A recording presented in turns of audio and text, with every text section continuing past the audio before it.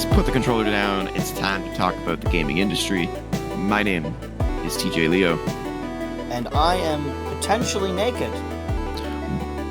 Potentially? Yeah, still. People don't know.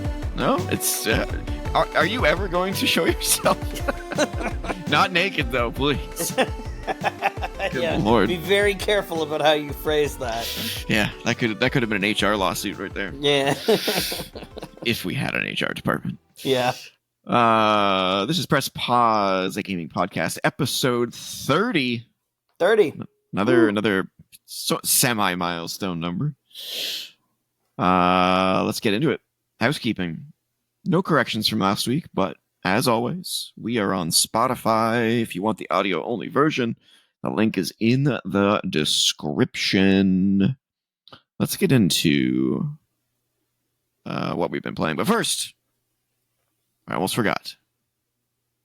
How are you, my friend? Fine.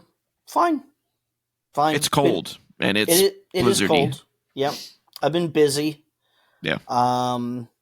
And haven't really had a lot of time to play games, actually. I've been doing a whole lot of other stuff. But it's been fine. So occasionally basically. Occasional Stalk or two. And that's pretty much it. How about you? I'm good. I am tired of winter. I'll put you that way. But I've done quite a bit of gaming this week. But before I get into what I've been playing, I can reveal that I have been accepted into the Elden Ring Night Rain playtest. The closed playtest. I have not been sent the NDA yet about like what's involved with that. So I don't know whether I'll be able to talk about what I played in that. Do you know that the NDA doesn't include not telling people that you're part of it? Well, they haven't sent me one yet, so I'm assuming. Okay. I'm assuming not. Okay. All I got was an email that said, "Hey, you're invited. You'll receive another one sometime in February." It was like mid-February, with information on how to download the playtest and all that good stuff. So, all right. Depending on what that next email says, I may or may not be able to divulge how that went. So, yeah. Pretty cool. I don't normally sign up for these things, let alone get picked for them. So we'll see how that goes.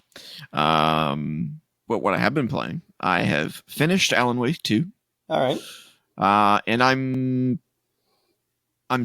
kind of on the same track that I was originally. So for those that don't know, the game's kind of split into two types of Alan Wake 2. There's half of the game you're playing as the FBI agent, Saga, who's investigating the murder that starts off the whole game. And then there's the other half of the game when you're playing as Alan Wake, still trapped in the dark place. I'm not even going to try to go into and explain the dark place because it's a whole thing. It's convoluted. But they are similar gameplay styles, but also very different.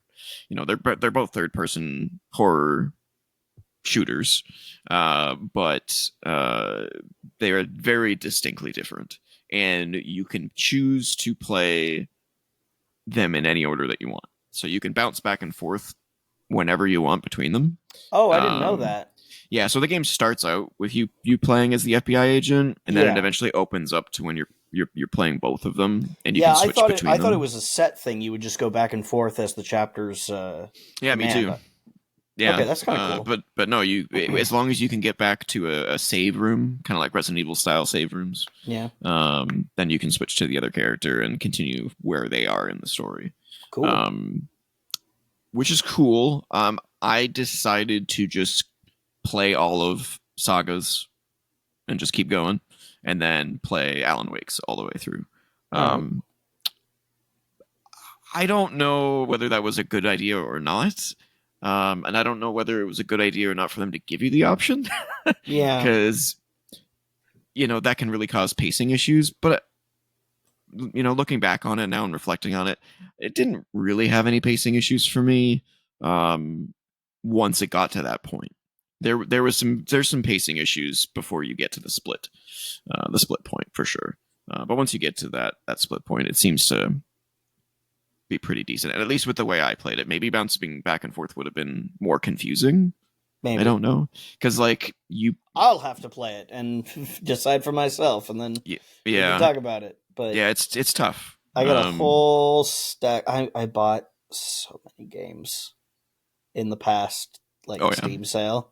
Yeah, so lots of stuff to catch up on. The backlog of hell. Oh god, yeah. Well, fucking Final Fantasy VII Rebirth. Oh, remake was like $30 off as a promotional thing because it just came to PC. Mm-hmm. So I was like, well, it's either going to be 60 now or 90 in a few weeks. So might as well do that. Yeah, but you still got to play the remake, right? Yeah, I got to finish it. Yeah. So Saga's stuff we kind of already went into. You know, it's her whole story is about being an FBI agent, using her mind place to put together the strings and figure out the murders and all that kind of stuff. It all ties together in the end, and things make a lot more sense by the end. And then Alan Wake's is a lot more different because he's in the dark place. So remember how I said there was that annoying looping mechanic earlier in the game that we compared to Max Payne? Well, it happens like 6 more times. No.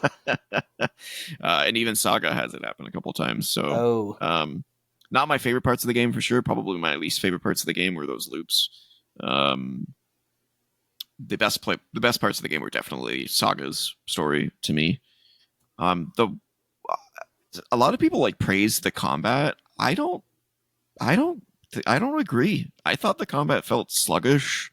It's not like the worst combat I've ever played in my life, but when I compare it to something else that's a third-person shooter, I don't know. Compare it to Alan Wake 1.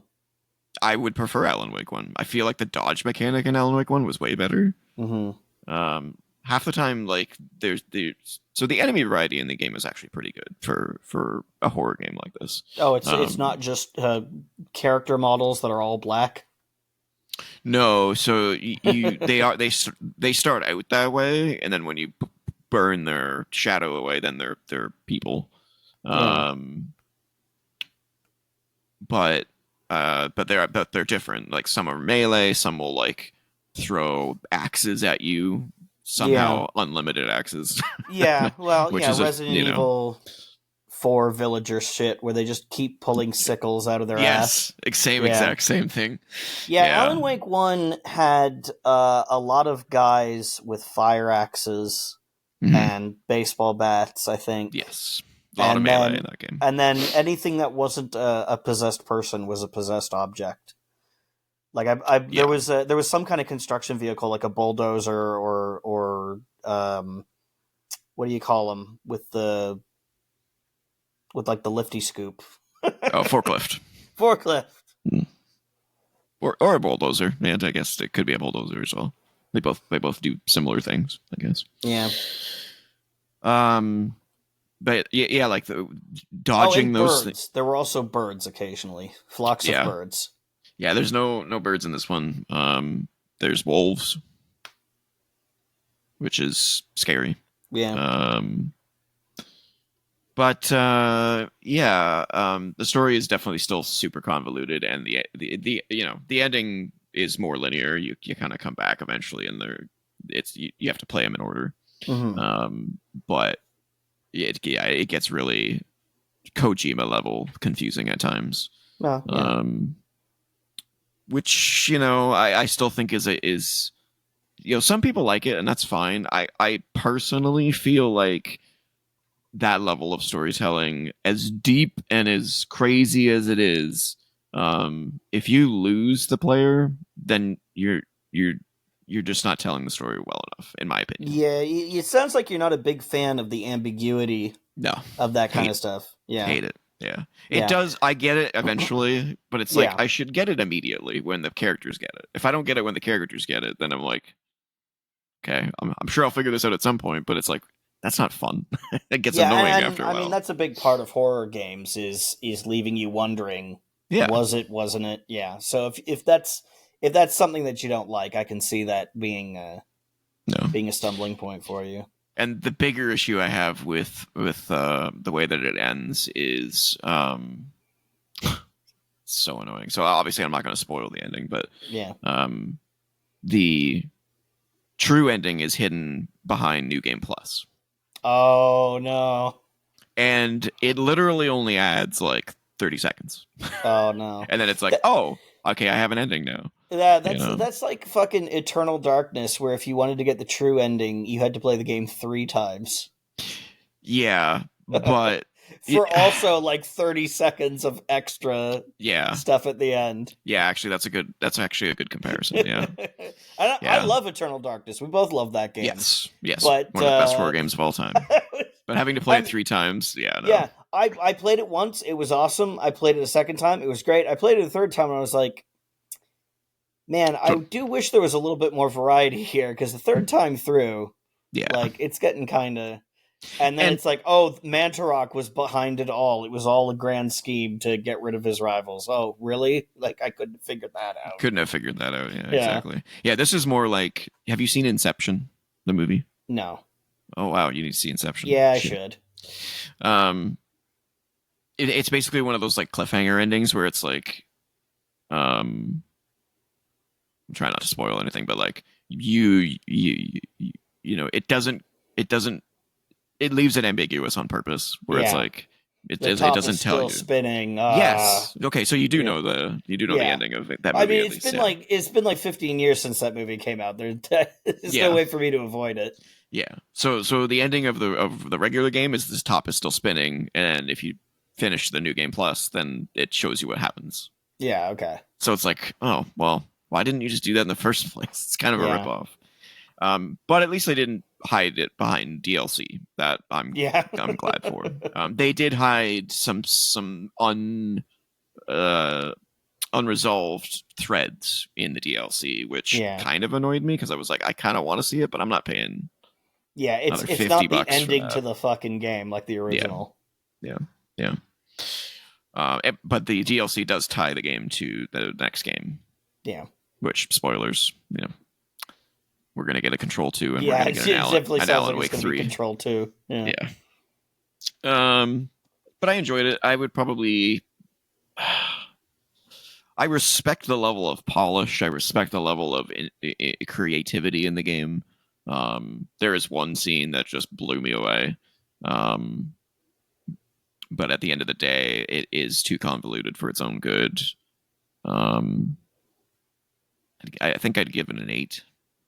I mean, that's It's not so bad. great. No, it's a great game. That's my objective opinion, I think, is the best way Yeah. to put it. If you want my personal opinion, I'd probably give it a 7. Slightly lower. Yeah. But anyway, yeah, so I've moved on from that. And I started playing Dragon Age, the Veilguard. Oh, okay. And enjoying it. Enjoying it so far. It does one of the best I have things. a feeling we're going to have something to say about BioWare in the news today. We will. We will definitely have something to say about BioWare. EA notwithstanding, I'm enjoying the game. It is absolutely gorgeous visually. The character creator is bonkers. Yeah, like, my character like they're pretty legit nuts looks these like days. me. It's Oh, it's yeah? crazy. The hair is it's the best hair I've ever seen in any game ever. Like it Cool. acts like hair. It doesn't clip through your neck.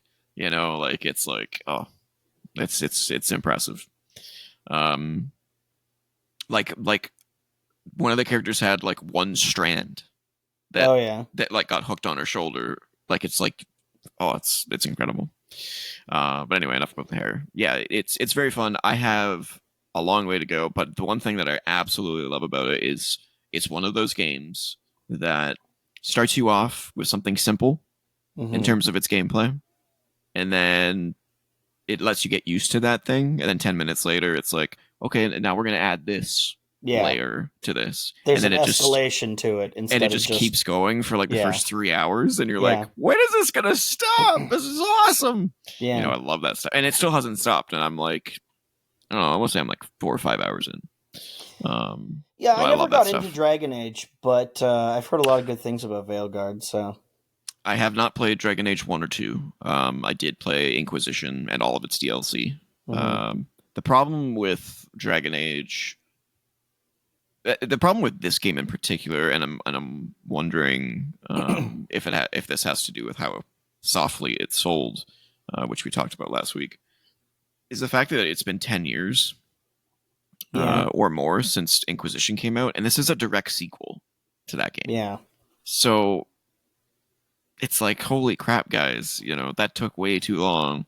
Um, yeah, I would have preferred it would have been a standalone game. Yeah, well Start. that's what happens when you put two failures in the way, Yeah, why they A bothered to Mass do Effect this? Andromeda and an Anthem will really screw things up. Yeah, absolutely. But yeah, enjoying it. I'll have more thoughts on it as I play more of it. But I yeah, feel bad for BioWare because they finally brought Dragon Age back. And Dragon Age, like let's be perfectly honest. Dragon Age is their continuation of Baldur's Gate after they lost the D&D license, yeah. because BioWare of course made the original Baldur's Gate. Mm-hmm. And it was the game that made them famous. They got a shitload of acclaim for that, Mm-hmm. well deserved. And then Baldur's Gate 3. I mean, they didn't lose the license. Like EA had the license, Yeah. to Baldur's Gate, and they licensed it out to Larian instead BioWare has been making Dragon Age games as their fantasy game, as sort of the successor to Baldur's Gate. And then Larian makes Baldur's Gate 3, gets it out before Dragon Age Veilguard, and Mm-hmm. just completely takes everyone by surprise with how packed to the gills it is with Except everything me, that well, because I pretty played much their previous everyone. games and I was like, oh, this is going to be good. And then Dragon Age Veilguard comes out and has to follow up to that. And it doesn't need to be like it as in depth as Baldur's Gate is, but it's inevitably going to get compared. I And definitely think they made a smart decision in that this game is not even in the same genre. yeah. It's a third person action RPG. Yeah, I mean, Dragon Age 3 was as well. But, Inquisition? yeah. Um kind of. There was a lot more party control Yeah. than this one. This one's a little bit more like Mass Effect in its action moment to moment gameplay. It's a little Yeah. less deep in that sense, at least so far. Yeah. Um, But, like, yeah. the thing is that, like, people have had, like, that craving for the Oh yeah, super in-depth fantasy RPG, has been which, satiated. yeah, it's been Very satiated recently. by the franchise that BioWare created Yeah, and is now overshadowed their own newer franchise. So yeah, that's kind of got to suck. yeah. I well, we'll talk a little bit more about it later in the news. But yeah, Yeah. yeah, it does. All right, yeah, that's pretty much all I've been playing. We're gonna be tackling the end of Remnant 2 on the hardest difficulty next week. Okay. So can't wait for that. Finally putting that game to rest. Man, what a game. All right, there's no letter this week, but we are moving into February, which means it's time to say happy birthday, video games. Let's look at what we got for February. February, yes. 10 years old. These ones are funny. The Order 1886. Oh yeah. Yeah, that flop. another Sony flop. Oh man. That game's gorgeous though. I'm Yeah, but sorry. it should have been longer than like 4 hours. Yeah. I mean, it was literally just a technical showcase. That's all it was for the PS4. Yeah. That's literally all it was. Should have been. Well, I guess it couldn't really have been a pack-in title since it No, didn't come out at launch. no. Also, turning 10 years old in February is a little game called Evolve. Remember that thing? Oh Yeah, yeah. the game that set off the asymmetric multiplayer genre, Mm-hmm. where you had four people playing And then you had a monster, a squad, and then the fifth player was which is like a a King shame Kong because type monster. that's the original Left 4 Dead team. Mm-hmm. Turtle Rock. Yep, and Yeah. they made that game, and nobody played it. And then, like, I want to say 4 years later, everybody was like, "Hey, what if we had 4v1?" Yeah. And I got to imagine the Turtle Rock guys are going, "Well, you fucking had it and you didn't play it." Yeah. Yeah. I don't think Evolve did it well enough though. Like I've played Evolve and I've played Dead by Daylight, Oh and yeah. as much as I don't like either of those games all that much, I can see why Dead by Daylight is so much more of a I never did experience. play Evolve, but I watched some footage of it and it looked pretty cool. It is cool in concept. The problem is that about 60 to 70% of the time spent playing the game, you're not interacting with the other players. Oh yeah, You're because the monster's like trying to evolve. trying to evolve. So Yeah. it's all about tracking him, and then he's Yeah. trying to evolve. So like 60 to 70% of the time, It's you're like a not chase leading up to a battle, but it's yeah like, well, we know these levels because we go through the same layouts all the time, so yeah there's no like, oh, which way do we go? It's yeah, we go this way. yeah, and there was no real like meta to the game. Yeah. Like they couldn't figure out how to like make that work. So yeah, I think they could make something like that now that would be better, but yeah, Yeah. I don't know. Turning 20 years old this month is Star Wars Republic Commando. Remember that one Yeah. for Xbox? I never beat it. I think I rented it at one point and was like, yeah, this is fine, but it's a noteworthy one.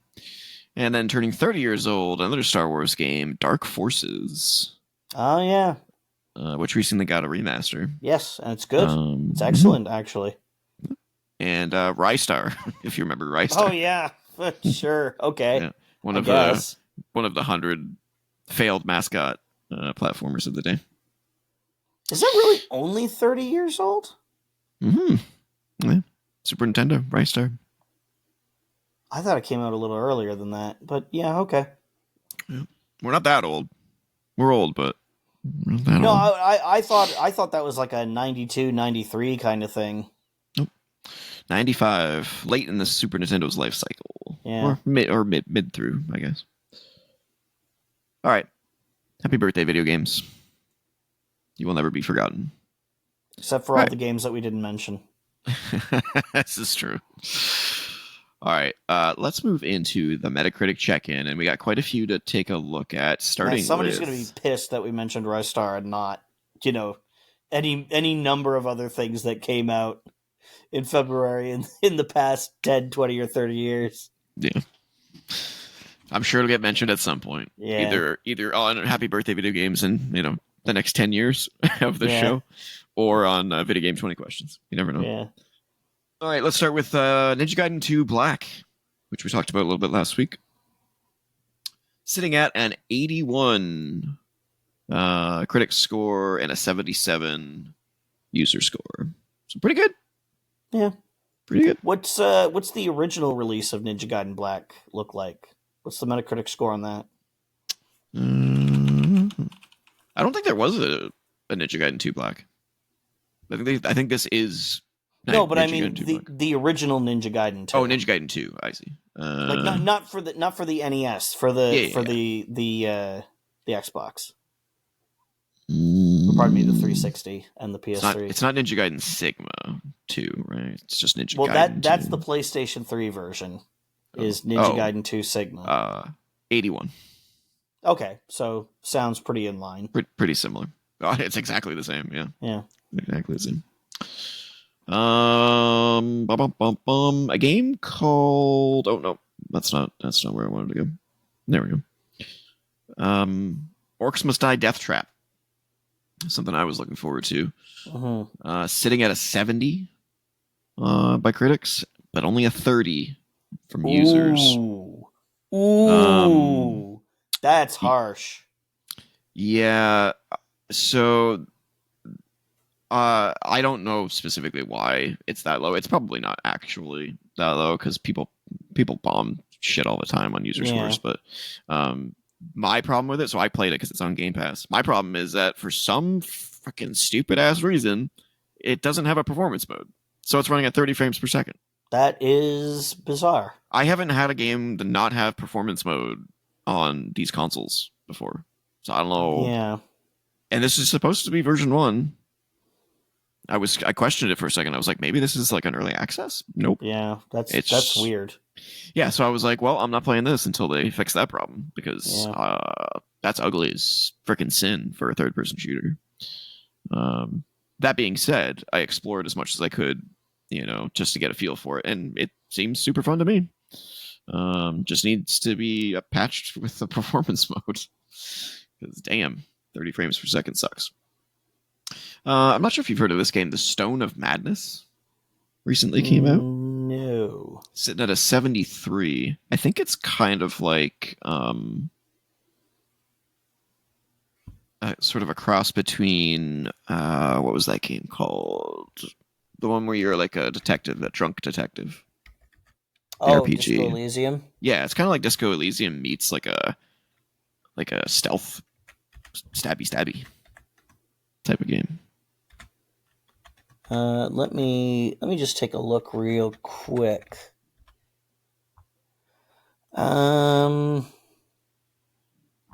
Here's the trailer for it. Mm-hmm. Oh yeah. Oh, it's got this cool like cartoon look to it. Yeah, it's very cool art style. Yeah. Yeah. Neat. Yeah, sitting pretty. Also came out was Eternal Strands, the action Shadow of the Colossus like game, sitting at a 69 nice on critics and a 70 from users. I have not played this one yet. It is on Game Pass. I'm surprised we haven't seen more games like that doing the giant bosses thing. There was another one that was really bad, though. It was Extraction or something like that. Can't remember. It wasn't good. It was not good. What else we got? Sniper Elite Resistance, which you and I had talked about before the show. Sitting at a 76 from critics, 61 from users. I think the general... What's the word I'm looking for? The general consensus is that it's more Sniper Elite. Yeah. Doesn't really do anything new. Yeah. Although, like, I would still call more Sniper Elite a little bit better than that because it's a lot of fun. It is fun. I think there's too many games in that series now, though. Probably. They need to change it up a bit, evolve that series somehow. But, people obviously like it. I mean, shooting Nazis never gets old. So yeah, especially when you can blow their testicles off in slow motion. That's true. This is very true. If I had been a kid like playing Wolfenstein, and you told me, hey, one day, first of all, video games are going to look like this, but also they're going to look like this, and you can shoot the scrotum off of a Nazi and watch it happen in slow motion. And get bonus points for shooting them in the balls, it probably would have blown my balls off. Yeah, it's true. And then finally, Citizen Sleeper 2 has come out. That is the text-heavy, story-heavy dice roll RPG game sequel. Super descriptive. Yeah, so it's text-heavy and has like RNG. That could be any RPG.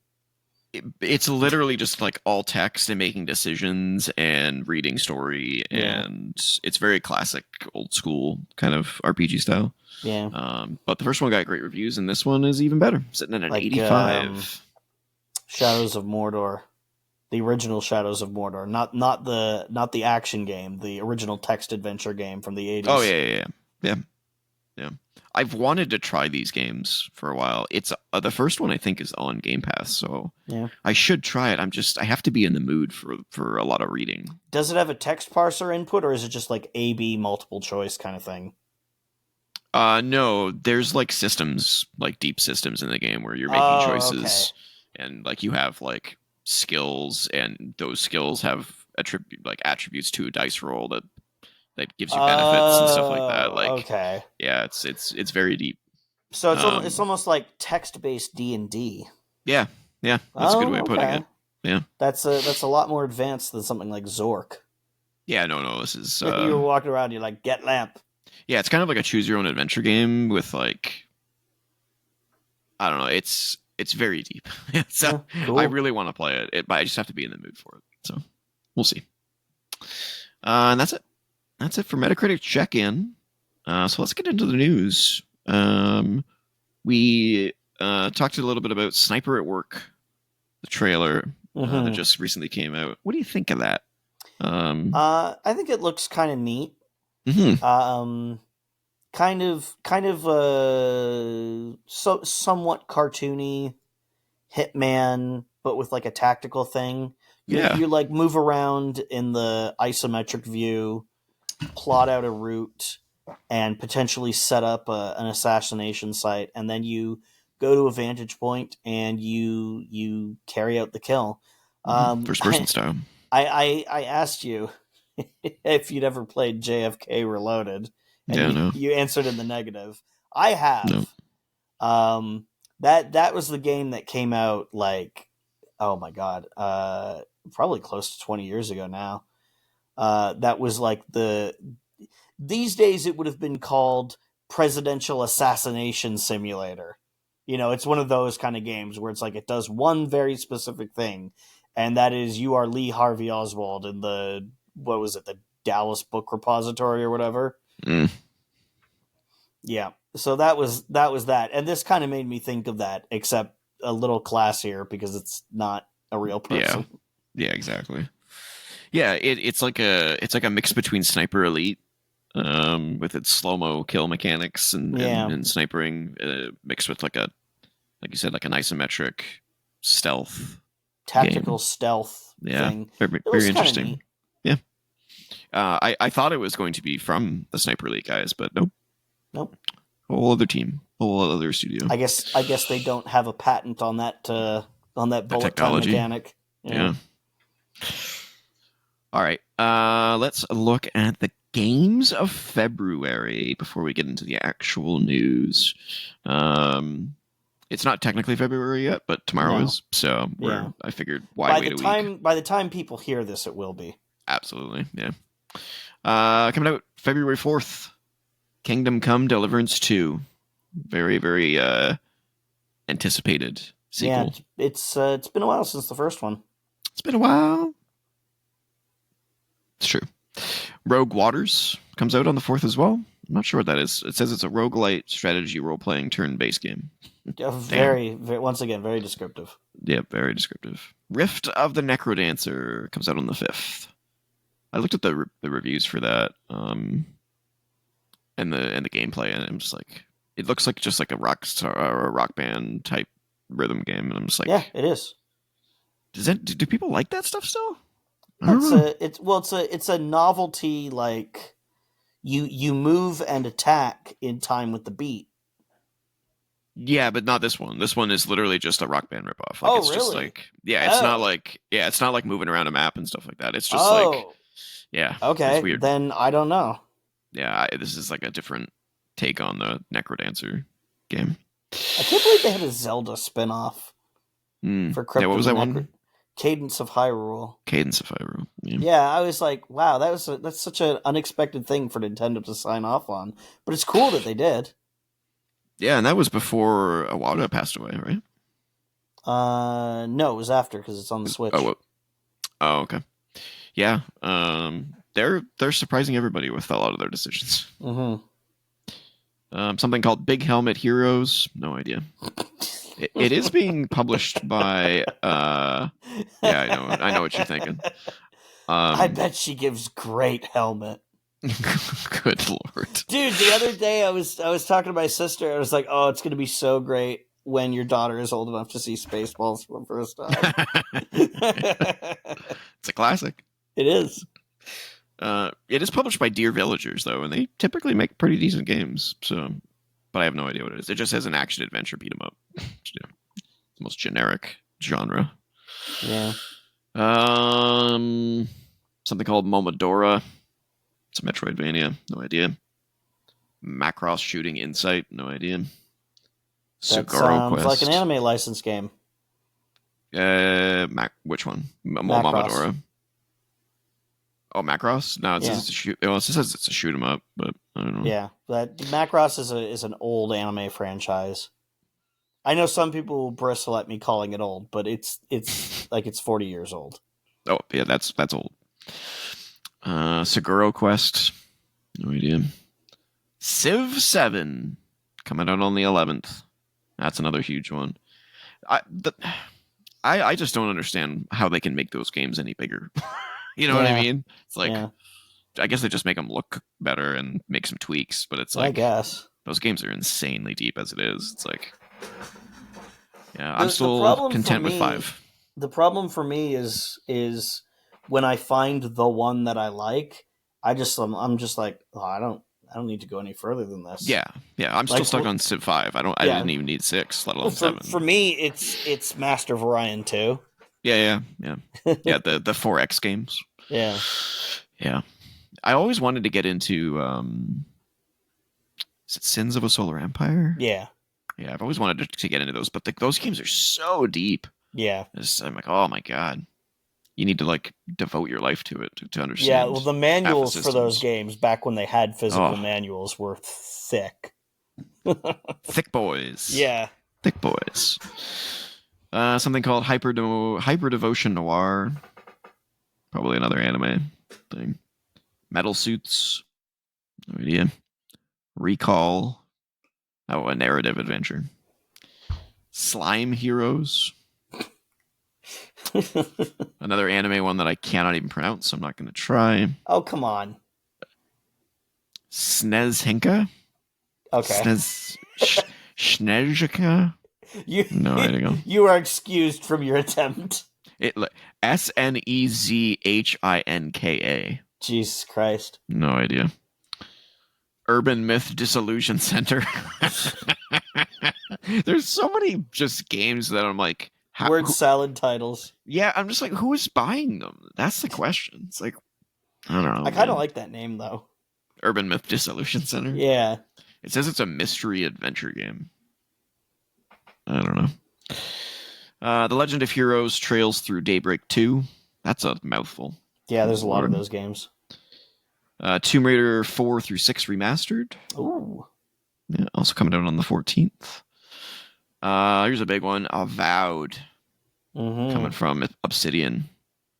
That's a big one. Yeah. That was announced when the Series X was announced. So that's 5 years in the making, at least. Berserk Boy. No idea.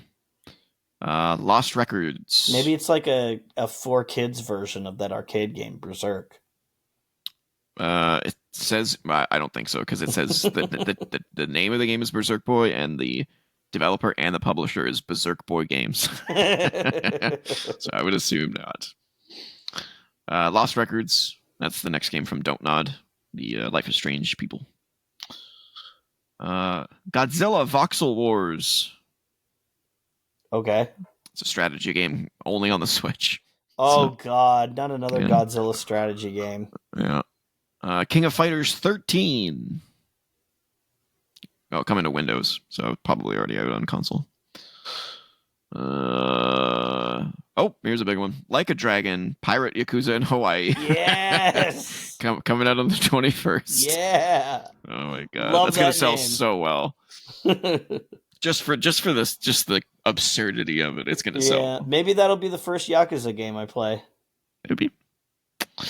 What else we got? I'm skipping a bunch of things at this point because there's so many like ones I've never even heard of. Everybody wants to get out before GTA 6. Yep. Oh, another big one. On the 28th, Monster Hunter Wilds. Yep. Which won't convince me to play another Monster Hunter game. I've given up. God, they're so complex. Yep. Like you were talking about deep. the 4X games being complex. I'm like, oh, Master of Orion 2 isn't that hard, but it's like, oh yeah, but I've also been playing it for years. And I look at Monster Hunter games and I go, oh, this is what Master of Orion looks like to people on the outside. Absolutely. If you didn't come up with it, it's impenetrable. 100%. That's about it. So let's get into the news. Starting with Multiverses is finished. Player First Games has announced that Multiverses Season 5 will be its last, bringing the Warner Brothers platform fighting game to a close May 30th, 2025. The studio revealed plans to discontinue support for the crossover with a blog post for the crossover brawler with a blog post on its website. Multiverses, which launched May 28th of last year, will launch into Season 5 starting next week, February 4th, and will continue through its May 2025 end date. It's at this point that support for online play will come to an end, with Player First promising that players will still be able to play across all earned and purchased content while offline via local gameplay. Wasn't that thing in early access for a while? So this game has had a real troubled history. It came out in early access. It came out version 1.0. Something went really wrong with it, so they pulled it, and then they brought it back a few months later, and Jesus, it hasn't gone well for them, which really is surprising because the reviews for it were really good. Yeah, I remember hearing that people liked it. Yeah, I played it. It was a pretty decent Smash clone. Yeah. But, another one bites the dust. Yep. You can only have so many live service games, people. When are you going to learn? Well, at least they're letting people continue to play it offline. Yes, I agree. I agree. But taking your online play out of a fucking fighting game that's kind of the death knell for it. Because I don't think people are exactly lining up to start a Multiverses local tourney. It's not like true. Street Fighter where people will build a scene around it, Or Smash Brothers. Yeah. Next up, EA makes a surprise release of The Sims 1 and 2, returning to PC via the Sims 25th birthday bundle. It's releasing the Sims Legacy Collection, which includes all of the Sims DLC, and the Sims 2 Legacy Collection. 10 million packs. Same thing, yep. The two are available separately as well as a combined for $40. Is that on Steam? Or is it only on EA Play? That's a good question. Because if just is available on PC, so I don't know. Here it is. No, it's on Steam, Steam, Epic Game Store, and the EA app. Does it require an EA Play account? It does not say anything about needing an EA Play account, which I don't think it would need that because it's an offline game. Yeah, you'd think so. But you'd be wrong, sir, about so many things. Oh, come on, Steam. Do you really have to update right now? God damn it. It updates every time I launch it. It's ridiculous. Well, I was on it earlier today, and it didn't. That's what I'm telling you. They update it every day. It's weird. It's so freaking weird. All right, let me take a look. Because if it doesn't need an EA Play account, there's going to be a problem. You mean if it does require an EA Play account? No, if it doesn't, because then I'm going to be playing it all the time. Oh, I see. Which one? So let's see here. I wonder why they left out The Sims 3. Because it's already on stores. Oh, I see. Well, let's see. Sims Legacy Collection EULA. It doesn't say anything here about needing an EA Play account. Wait. Uh-oh. Hold on. Here's the fine print. Internet connection EA account, Steam account, acceptance, blah, blah, blah. Uh-oh. Yeah, it Unclear. it looks like it requires an EA account. That's dumb. At least it's free though. It's free, but it's like, why do I have to sign up for it? I mean, at least I don't have to download the fucking EA Play client. Yeah. But like, fucking, why do I need an account with their company for this dead game? Like, there's no live service shit built into this. This predates all of that. You know? Yep. There's some related news on that later on that we'll get into. Oh man, this game is crunchy looking, but it still looks kind of good. I guess that's what happens when you like pre-render all your furniture objects, and only have the characters be actually like they have animated. Wow, they have like no shading on them. No, I'd completely forgotten. They're just full bright all the time. That is kind of ugly. Oh yeah, the shadows are like baked into them and everything. Oh man. Yep. You want to hear something fucked up? Sure. So it's very vague, but sure. Okay, but so my sister and I, you know how there's you should never start a story with my sister and I after saying, "Do you want to hear something fucked up?" Don't ever do that. Don't worry, it gets worse. So my sister and I, we used to, you know how there's the like the default families that are there? Yeah. And one of them is the Goth family. Yeah. As like the father, the mother, and the daughter. Mm-hmm. So we had a thing that we would do when we were bored, where we would drown them in the pool. No, worse. We would block off all the doors. Trap them inside. Trap them inside, and then engineer scenarios where fires would start. Oh my god! You psycho! And then we would deliberately not save the game so that we could do it again another time. Wow, that is sadistic. I mean, it's probably no different from building a sim city and then like calling down a tornado in the middle of the town. Oh, it's absolutely better than that, because then you're killing lots of people. Here we're only killing 3. But it's much more personal. It's much more intimate this way. You get to watch, and when they die in a fire, you see them catching on fire. No, I'm serious. They catch on fire, flames come off of them, and they like dance around in place, and they scream bloody murder. And then they're still screaming in like the made up gibberish language. Yeah. And then they collapse to the ground and fold over, and they die with like a burnt corpse. It's horrifying. Oh no, wait, no, it's not a burnt corpse. It's a pile of ash. Yes, I do recall that actually. Yeah, they just go. God, we did that so many times. That's disturbing. Is that why you turned out the way you did? Because of The Sims? No, I think I did. I think it's the other way around. The other way around, yeah. That was a direct side effect of being that way. The signs were there. Okay. Let's move on to something really weird and really random. Now we're doing something really weird. Yep. PlayStation and Quantic Dream's story-driven adventure game Beyond Two Souls is getting a TV series reimagining from original star Elliot Page. Deadline reports that Page's Pageboy Productions has acquired the rights from Quantic Dream in the hopes of adapting it into a television show. The project is said to be in early development and is expected to keep the video game experience's non-linear narrative in mind as work progresses. Otherwise, we don't know anything.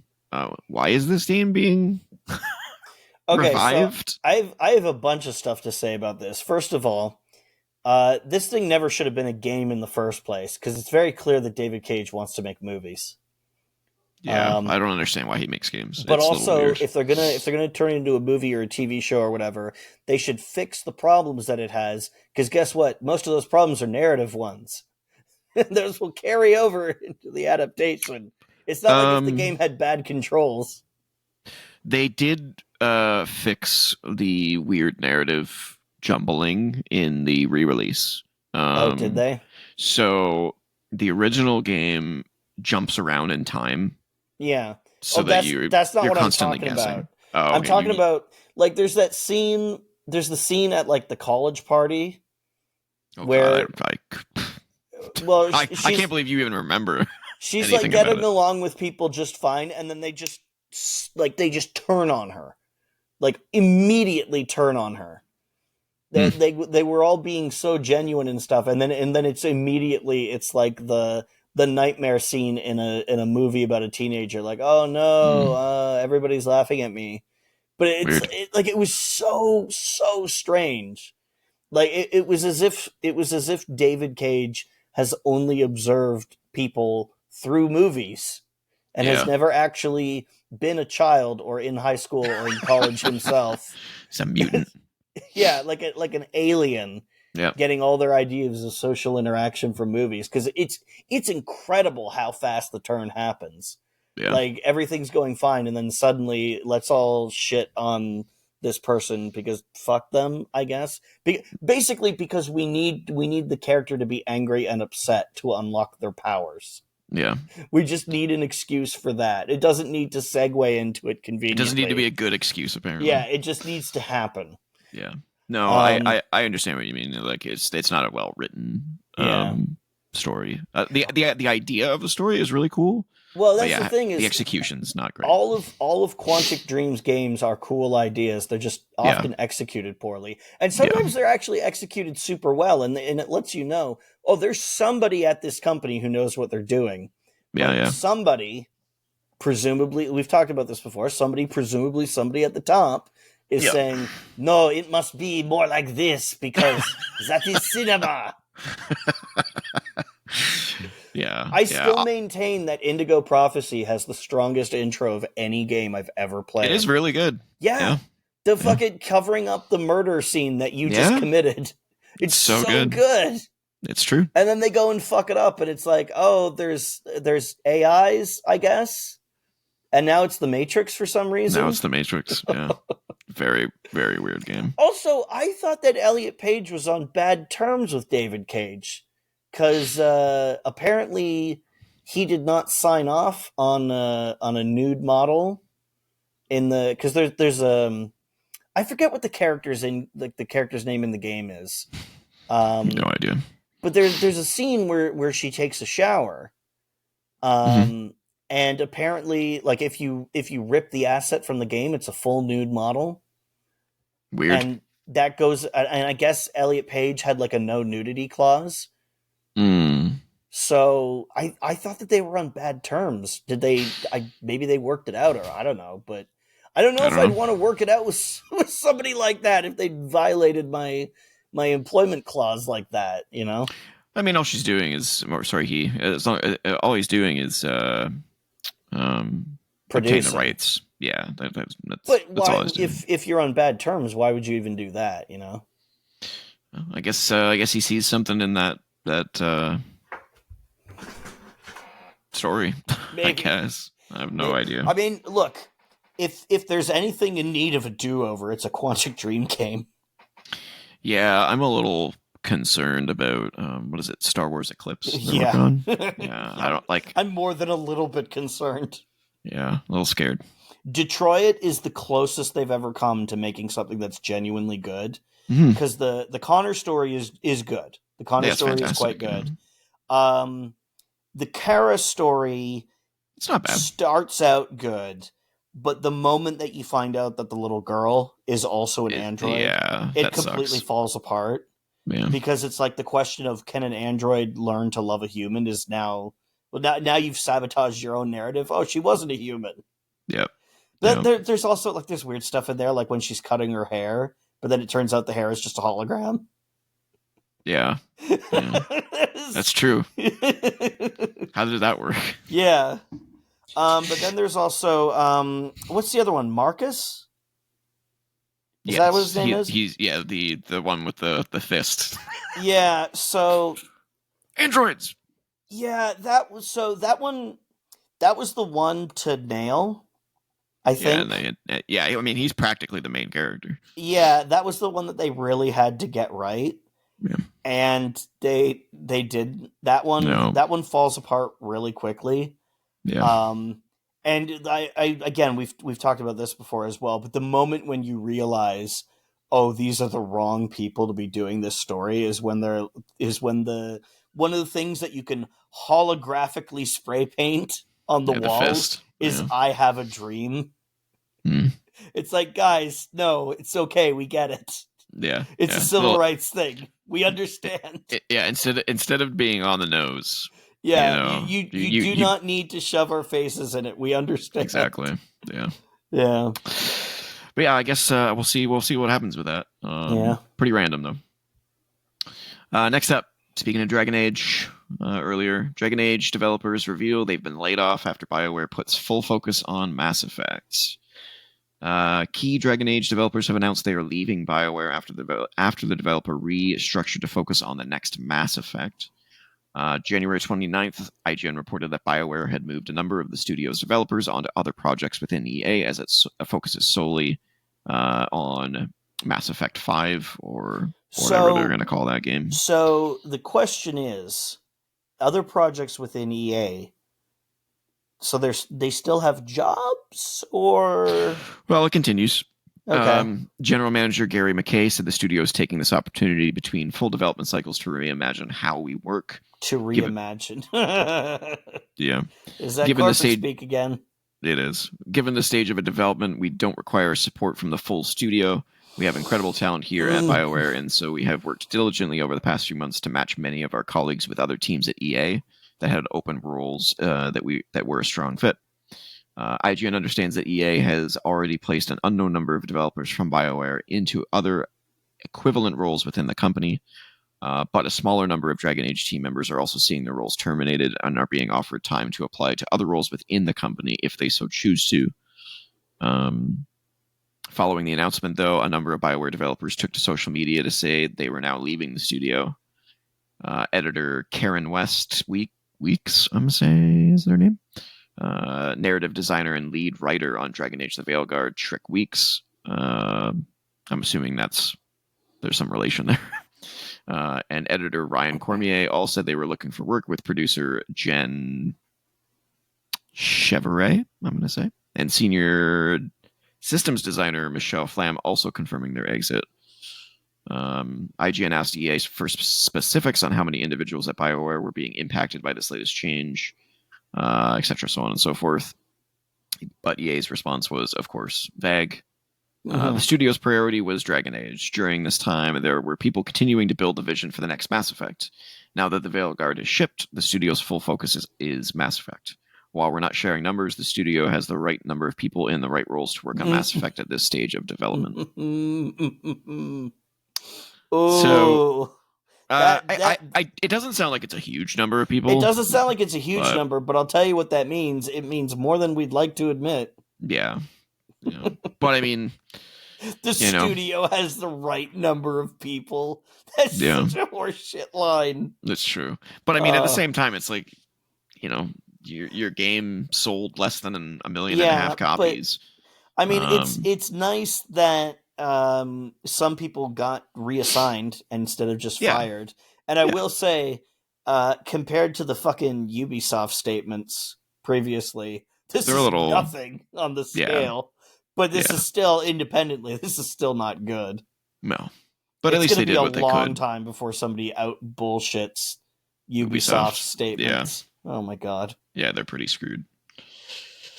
Also, the 1.5 million is not a sales number. They say that 1.5 million players engaged Dragon Age Veilguard, which people are thinking, that includes people who got it for free via EA Play, Game Pass, or potentially played the free trials and the demo. So we don't actually know the specific sales number for the game. Yeah. But it sounds like it's a lot less. Yeah, it's some dicey wording for sure. Yeah, so which is a shame because I'm really enjoying it so far. So, but I'll have more thoughts on that game at a later date. Yep. All right, let's move on. I don't have much to say on this one, but it's a little interesting at least. The developer of the Path of Exile games has apologized to fans of the first game after putting a new update on hold until a crucial update for Path of Exile 2 is out the door. Grinding Gear Games has promised fans that it would continue to update the action RPG Path of Exile 1, which has been running for over 10 years, through the release of Path of Exile 2 in early access and beyond. However, Path of Exile's 3.26 update, which was originally planned for release late October before the Path of Exile 2 launch, then planned for mid-February this year, is now delayed further, with all hands on deck sorting out Path of Exile 2's issues. Path of Exile's one's last league release was Settlers of Calgar in July of 2024. I wonder if this is like there was a situation that happened with From Software, excuse me, where they temporarily took the online play for their games offline, either leading up to or shortly after the release of Elden Ring, because they'd found some kind of security flaw in their netcode. And because the games share netcode, it was in all of them. And they were focused on patching it for Elden Ring because that was the biggest, newest game. And so that would have been like the attack vector for for people who were looking to target others with it. And so they did that, and then I think like a month later they patched the older games, but they were making sure that it was patched in Elden Ring first. So maybe it's just something about like some kind of shared tech between the two, and they want to make sure that the newest one is putting its best foot forward and getting the update first. But that's just my speculation. Could be any number of things. Yeah, it says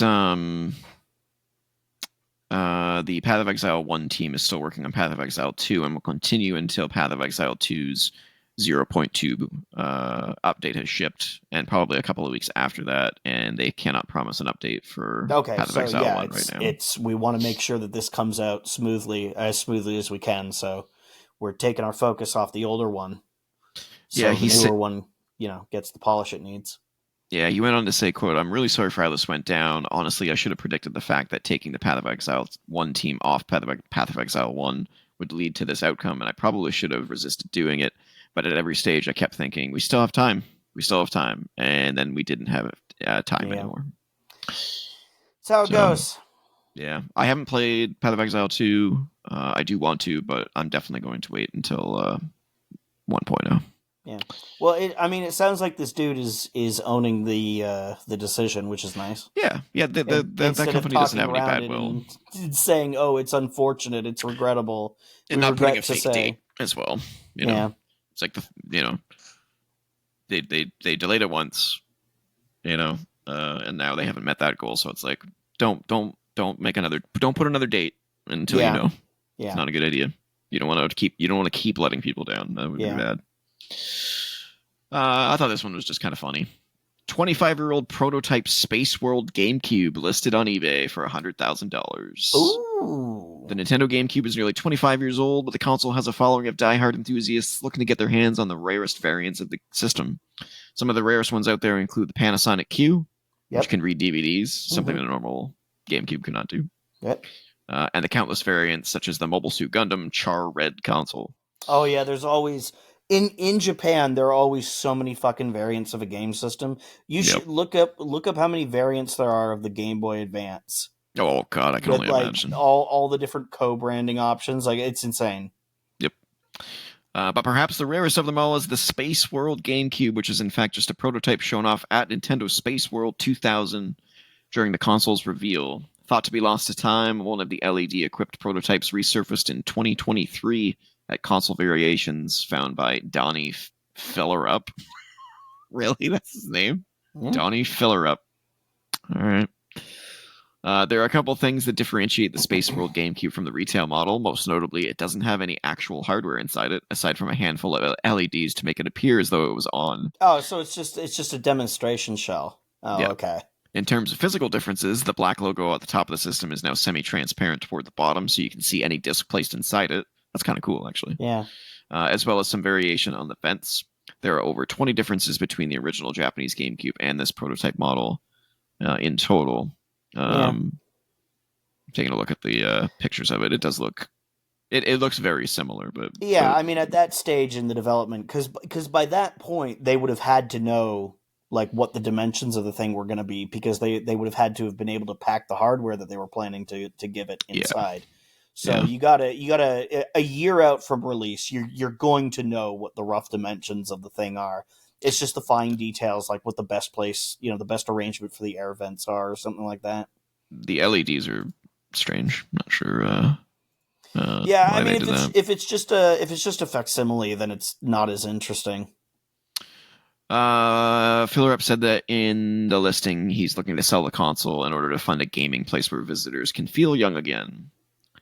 Interesting, the console is not being auctioned off alongside its controller, which is also significantly different from the standard GameCube controller. Oh, This isn't the seller's first rodeo when it comes to selling rare consoles. In 2022, Filler Up auctioned off a golden Wii, which was at one point gifted to the British royal family. oh Uh, yeah, I remember yeah. that. The link to the eBay auction is gone. Oh, So I don't know if that means it was bought or he took it down. yeah. Anyway, thought that was kind of funny. This one's really weird. So you know that French RPG that was on the Xbox Developer Direct last week? Oh, Claire Obscur. Yeah. Expedition 33. Well, it's getting a live action film, even though the Oh, game's not out yet. okay. This comes way of a Variety report, which says the developer Sandfall Interactive has partnered with Story Kitchen for the film version, and Kepler Interactive will publish it. No other details other than a bunch of founder names and all this kind of stuff. But I mean, I assume those deals are probably inked years in advance, so it could be I just that don't somebody. understand why you would put money on something like this Well, I mean, when you it don't may know have it's just going to pan out. it may have simply been optioned, which Maybe. doesn't guarantee it. It just says we have the option to make this within like 5 years or whatever. That's true, and this wasn't an official announcement. This was a Variety report. So Yeah. yeah. Yeah, so it's probably just been optioned. Yep. Next up, Devil May Cry anime gets a release date of April 3rd, and the intro is also revealed as well to the show. Rolling by Limp Bizkit. Looks crazy. Uh-huh. Yeah, I mean, I'm not a big fan of the series personally. I enjoyed the first one. I may have played the second one for that tower mode where it was like last as long as you can or whatever it was. Yeah. Never played 3. Never played 4. I did play a little bit of the beginning of 5. And I played DMC, which is my favorite, ironically, the one that everyone hates. So I've never really been able to get into playing the series, but I love other games from people who've worked on it. Like I love Bayonetta. I've talked about this before. I love watching people who are good at DMC play it because it's they're very amazing. impressive. It's like watching a fighting game player. Yeah, expert, yeah. But how are you doing that? I've never been able to get into DMC myself. But this show looks cool. Yeah. A lot of good gaming shows out nowadays. It's good. All right, it's time to get into a crapload of Sony news. Sony was in the news a lot this week. First off, Hideki Nishino has been promoted to the sole CEO of Sony Interactive Entertainment, with his new position effective April 1st. This comes via a press release from Sony, which also reveals that Sony CFO Hiroki Totoki, I love that name. God, I love that name. Hiroki Totoki is being promoted to president and CEO of the entire company. Oh. He replaced Kenichiro Yoshida, who served as CEO of Sony Corporation. Yep. Okay, wow. President and CEO of the entire company. He replaces, Kenichiro Yoshida, who served as CEO of the company since April 2018, succeeding Kazu Harai. I believe is how you say his name. Additionally, the SVP Finance Corporate Development Strategy, Lin Tao, is being promoted to CFO. Just last year, it was announced that Nishino and Herman Holst would split the leadership of Sony Interactive Entertainment between them after former CEO Jim Ryan's retirement, with Holst serving as the head of PlayStation Studios and Nishino overseeing hardware and tech. With this change, Nishino now oversees the entire Sony Interactive Entertainment operation, as well as leading the platform business group, while Holst will remain in his role heading up PlayStation Studios specifically. Okay. So not a huge change. They're, like Holst is still kind of in the same role, but Nishino is like been promoted basically. They're both still there. Yeah. But now it sounds like they're a little more focused. Yeah, I mean, with all of the changes that they've made to getting rid of live service games and all this stuff, I think they've gotten their head screwed back on. Yeah. Whatever they lost in the last 3 or 4 years. I mean, maybe this is why they decided it was time for a change. Like, let's, instead of having two people at the top, let's put one of them here and one of them there. Yep.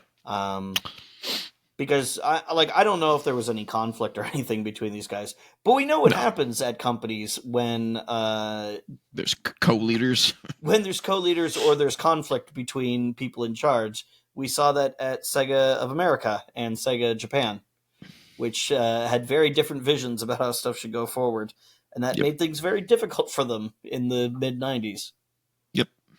Yep. So we'll see how things go forward, but it seems like Sony's making some good decisions. But there's still lots of Sony news to get into here, so let's go to the next one. It's Sony; they can still find a way to screw it up. Yeah, I don't think there's anything horrible in here, but there's just, they always seem to find a way. They'll be going great, and then they'll do something stupid. It's true. This one's good for them though. Xbox's popular racing game Forza Horizon 5 is heading to PlayStation. Yeah? In a surprise announcement, Playground Games announced that the most recent Forza Horizon game, Horizon 5, is coming to PlayStation 5 this spring. So now is this an Xbox as well? PlayStation 5, of course. Well, it was already an Xbox. We had, Pentiment and Sea of Thieves and all those other ones, right? That's right. This is just another nail in the coffin for the Xbox brand, in my opinion. Well, I don't think it's a nail in the coffin for the brand. It might be for the hardware. For the hardware. Yeah, I should say for the hardware. I think they'll still put money into hardware. I think it'll just be...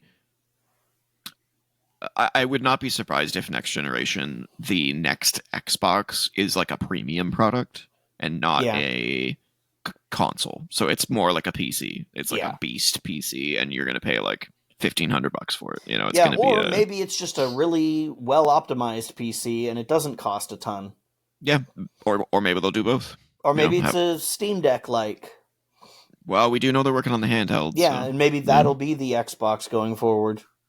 Yeah, but I think this is just a win for everyone. Personally, I would not be upset in a world where we have just Nintendo versus PlayStation, because I would not be upset in a world in which every game is just on everything. But that's just me and my consumer friendliness talking. That I don't like. I like that, but I don't like it because it gets rid of competition in ways. It does get rid of competition, so, and you don't want a stagnant market. But at the same time, it's like.